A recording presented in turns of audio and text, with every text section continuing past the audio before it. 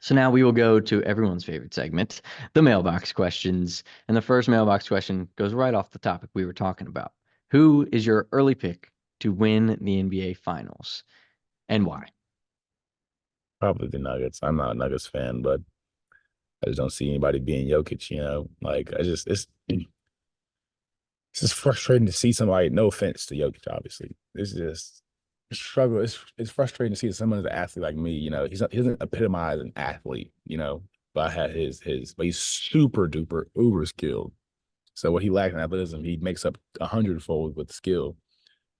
But I don't see anybody stopping him, especially when the game gets slower, the pace gets slower. Like that dude can cut up any defense you throw at him. You could have 10 guys out there guarding this. He's just gonna find somebody open. So I Nuggets think come the out. best part about Jokic is that he's just so nonchalant. Like he would rather talk about his whatever 50 horses in his hometown that he's betting on his phone versus basketball and what happened in the game before Yeah. that. Um, so you say Nuggets in the finals. Who do you think will come out of the East side of that bracket to face him? Probably the Celtics. I can't lie to you. Um, yeah, I can't see anybody beating the Celtics. They're like eons ahead of the next people.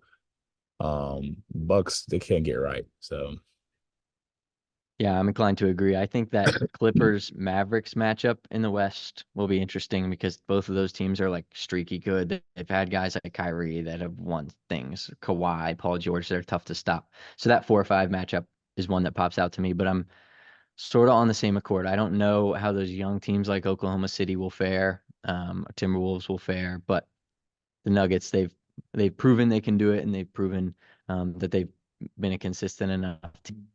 But I guess for sake of choosing against you, I'm gonna have to go the Oklahoma City Thunder. I know the 1 seed. I don't like going with 1 seeds, but I think they're hot. I think they're gonna have fresh legs because they're young, they're youthful, and I think Shea Gilgeous-Alexander is no joke. Obviously, he's the MVP front runner. I hope that he walks away with it because the season he's had has just been unreal.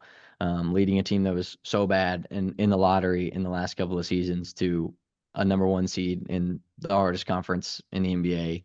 Mhm. I think it is admirable, and it's something that I think they can keep carrying on if they stay They have a healthy. lot of draft picks from here until like 2034 that are set. So it's like, golly, they'll be good for a while. And I also think on that same accord, the New York Knicks in the East. I never in a million years thought I would say the New York Knicks are going to make the conference finals, much less the NBA finals. But the Villanova New York Knicks, they're They're a not hot team in the they're not East right getting they're not now. getting past the Sixers, man. That's my take. So when it happens, drop this clip. I'm a Sixers fan, and I'm still Clip it. saying that. Sixers will beat the Knicks indubitably in six. Sixers and six.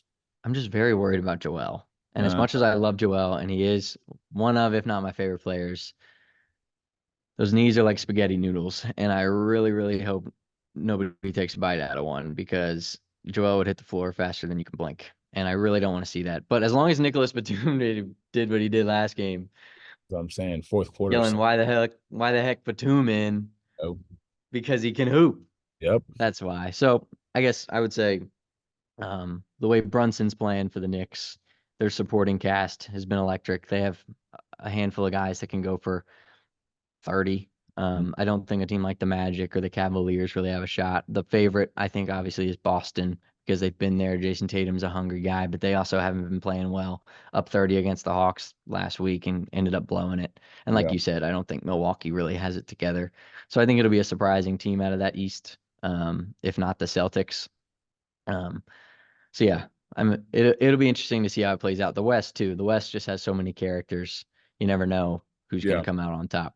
Guys who Never. have already won on teams that haven't won, but you never know how far a guy can take a team. So Yeah. also, second mailbox question: NFL draft is next week. Who is your sleeper pick in the NFL draft for 2024? When I got to go with Jalen Simpson from Auburn University. Plankton mentality, baby. Plankton mentality. I love it. I think I'm gonna go Michigan running back Blake Corum. He had a great college career, ended it on a high note. I don't think they'll blast him in the first couple of rounds, but that's why I think he's a sleeper because I think he's a late round guy. But I mean, we watched those games. We could see that guy can ball. Good offensive line, bad offensive line, receiver, running back. He can make it happen. He's a guy like a Kyron Williams on LA that I think could have a pretty immediate impact. So I'm gonna go Blake Corum. Jalen Simpson, I love that pick. So good luck to those guys at the NFL draft, including our Sir. Auburn guys. Um, Best of luck to them because I know they're definitely tuning into Big Talk Podcast.